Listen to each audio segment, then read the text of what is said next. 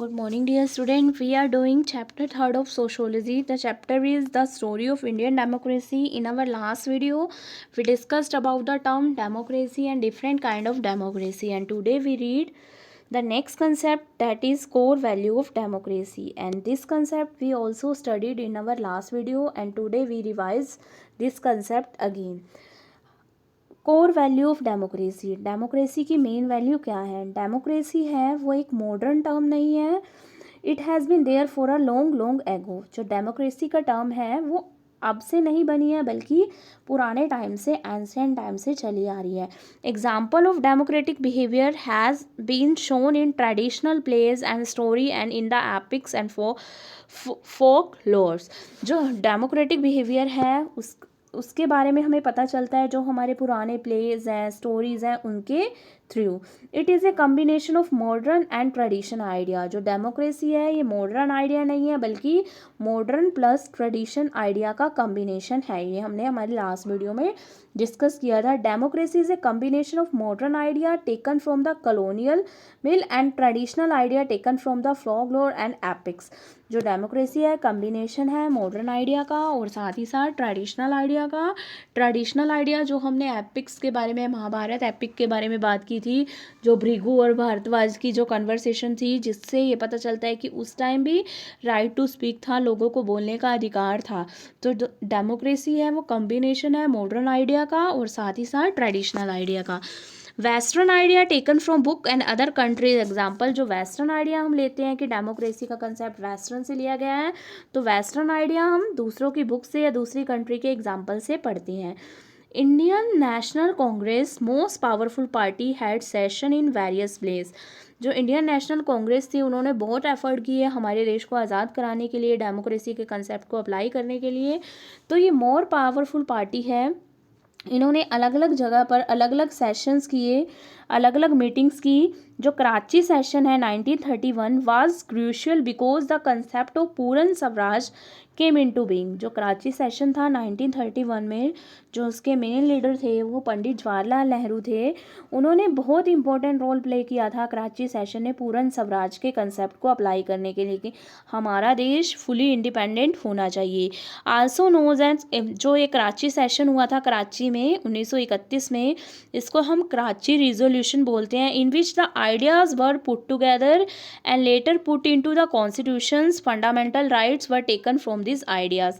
और ये जो पहले तो कराची सेशन में ही ये सारे आइडिया रखे गए थे, उसके बाद ये सारे के सारे आइडिया हमारे कॉन्स्टिट्यूशन में रखे गए, हमारे संविधान में रखे गए, और इन आइडिया के बेस पर हमारी कंट्री के जो लोगों के फंडामेंटल्स राइट्स हैं वो बने थे. समझ में आया क्या है ये डेमोक्रेसी होता क्या है? डेमोक्रेसी का कंसेप्ट मॉडर्न और ट्रेडिशन से लिया गया है, और साथ ही साथ हमारी कंट्री में जो इंडियन नेशनल कांग्रेस है उसका मोस्ट इम्पोर्टेंट रोल है हमारी कंट्री को आज़ाद कराने में, पूर्ण स्वराज्य के कंसेप्ट को अप्लाई करने के लिए. और यहाँ कराची सेशन की बात कर रखी है.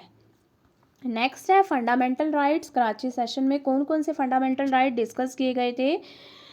फर्स्ट है हमारा all religions are equal. First ये है कि सभी रिलीजन इक्वल है. Everyone has right to choose his और her religion according to this session, according to fundamental rights. हर पर्सन को अपने धर्म का चुनने का अधिकार है, किसी पर कोई भी कंपल्सन नहीं डाल सकता. Everyone should be free to elect and vote for his और her representative. Women can also work and can exercise their right. कि हर पर्सन को पूरी राइट है. यूनिवर्सल एडल्ट फ्रेंचाइज का कंसेप्ट है कि वो अपनी मर्जी से अपने रिप्रेजेंटेटिव को इलेक्ट कर सकता है, वोट कास्ट कर सकता है, और जो वुमेन है उसके पास भी ये राइट है. राइट ऑफ फ्रीडम, फ्रीडम का राइट है, सभी के लिए जस्टिस है. ये सारे फंडामेंटल राइट्स उस कराची सेशन में डिस्कस किए गए थे. यही सारी बातें डिस्कस की गई थी और इन्हीं के बेस पे हमारी कंट्री में फंडामेंटल राइट बने थे. Constituent assembly and drafting the constitution. एक असेंबली हुई थी जिसमें सभी लोग मिले थे और सभी ने कॉन्स्टिट्यूशन को ड्राफ्ट किया था, बनाया था. Constituent assembly form to draft constitution had member from all walks of life.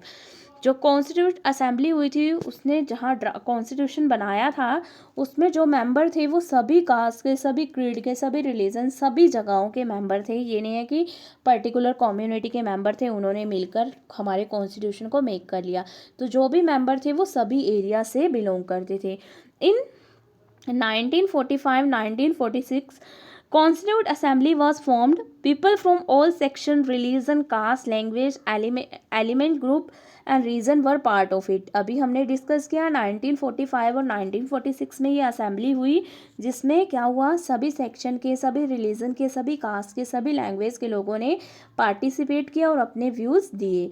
जो BR अम्बेडकर थे, डॉक्टर भीमराव अम्बेडकर, वो इस असेंबली के हेड थे। There are lot of debate on various issue. Example Panchayati Raj was suggested by BR Ambedkar was against it. जो बहुत सारे debate हुए थे। यहाँ तो कंसेप्ट हो गया फंडामेंटल राइट होने चाहिए, कॉन्स्टिट्यूशन ऐसे होना चाहिए, ऐसे होना चाहिए, ऐसे होना चाहिए, लेकिन उसमें जो पंचायती राज के कंसेप्ट को सहमति नहीं दी थी डॉक्टर भीमराव अम्बेडकर ने, वो इसके अगेंस्ट थे।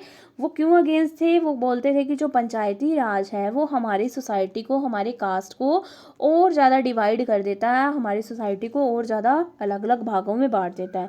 तो पंचायती राज में वही मेंबर इलेक्ट होंगे जो पावरफुल है, या जो भी मेंबर इलेक्ट होंगे वो पावरफुल लोगों की सुनेंगे, जो लो क्लास है, जो लोअर क्लास है, उनकी बातों को नहीं सुना जाएगा। तो इस रीज़न से जो डॉक्टर भीमराव अम्बेडकर है वो पंचायती राज के अगेंस्ट थे। बट इंडिया में पंचायती राज बना कब? बना इन 1992। ये 1 मार्क्स में से क्वेश्चन आ सकता है, पंचायती राज कब फॉर्म हुआ इंडिया में? इन 1992। यहाँ हमने किया फंडामेंटल राइट्स क्या है, कॉन्स्टिट्यूट असेंबली कब हुई, और उसमें से उस असेंबली से ही हमारे कॉन्स्टिट्यूशन को ड्राफ्ट किया गया। उस असेंबली में सभी काइंड्स के लोगों ने पार्टिसिपेट किया। भीमराव अम्बेडकर उस असेंबली के हेड थे और साथ ही साथ भीमराव अम्बेडकर पंचायती राज के खिलाफ थे, लेकिन फिर भी हमारी कंट्री में पंचायती राज बना इन 1992। अब हमारे कॉन्स्टिट्यूशन के बारे में बता रखा है।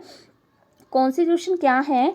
कॉन्स्टिट्यूशन एक रिटन डॉक्यूमेंट है जिसमें क्या होता है, which constitute the nation tenants, जिसमें हमारे देश के रूल रेगुलेशंस, हमारी गवर्नमेंट के रूल रेगुलेशंस लिखे हुए होते हैं, जिसमें जो सभी को फॉलो करने होते हैं उस रूल रेगुलेशन को। और जो वो रूल रेगुलेशन होते हैं वो किस लिए होती हैं? वो लोगों के वेलफेयर के लिए होते हैं। तो हम क्या बोलेंगे, कॉन्स्टिट्यूशन क्या है? एक रिटन डॉक्यूमेंट है जिसमें हमारी कंट्री के रूल रेगुलेशंस मेक किए होते हैं, राइट किए होते हैं। जो रूल रेगुलेशन है वो सभी को फॉलो करने पड़ते हैं और उसी रूल रेगुलेशन को फॉलो करके लोगों का वेलफेयर होता है। क्लियर? ये था हमारा कॉन्स्टिट्यूशन। इंडियन कॉन्स्टिट्यूशन क्या है, इसमें क्या क्या चीज़ें शामिल हैं, ये सारे के सारे डिटेल जो कंसेप्ट है वो हम हमारी कल की वीडियो में डिस्कस करेंगे। क्लियर? सो स्टूडेंट, आज आपने सिंपल यही करना है कि कोर वैल्यू क्या है हमारी इंडियन डेमोक्रेसी की, और साथ ही साथ फंडामेंटल राइट्स क्या थे, और only the meaning of constitutions. Clear?